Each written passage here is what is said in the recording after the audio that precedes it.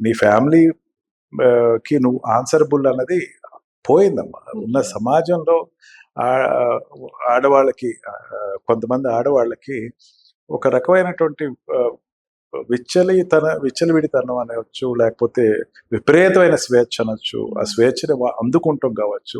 ఆ ఫలాలు ఎట్లా ఉంటాయో మనకు అనవసరం. నేను సుఖంగా ఉండాలి, నేను మాత్రమే సుఖంగా ఉండాలి. నా సుఖానికి ఎవరు అడ్డొచ్చినా చంపేస్తాను. ఆ టైంలో ఆ పిల్లోడు అడ్డొచ్చాడు, లేకపోతే భర్త ఏదో భర్తను కూడా చంపేసేది ఆ అమ్మాయి. భర్త ఏదో ఆఫీస్కి వెళ్ళి ఉంటాడేమో, లేకపోతే ఏదో పనులకి వెళ్ళి ఉంటాడేమో, పిల్లవాడు అడ్డు. ఆ పిల్లవాడిని చంపేస్తాం. ఆ పిల్లవాడు ఏం తప్పు చేశాడమ్మా? నేనేం క్వశ్చన్ చేయలేదే. 3 ఏళ్ళ పిల్లవాడు అంటే తను ఏం క్వశ్చన్ చేయలేదే.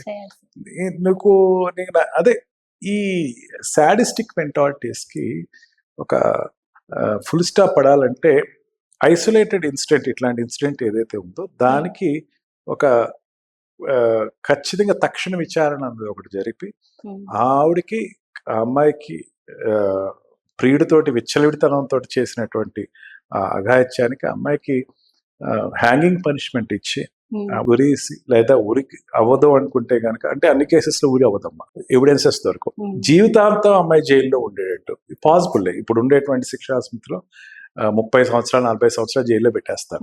జీవితాంతం జైల్లో ఉండేటట్టు శిక్ష పడితే ఇక ముందు ఎవరు ఈ తప్పు చేయరు. ఆలోచన కూడా రాదని చెప్పచ్చు.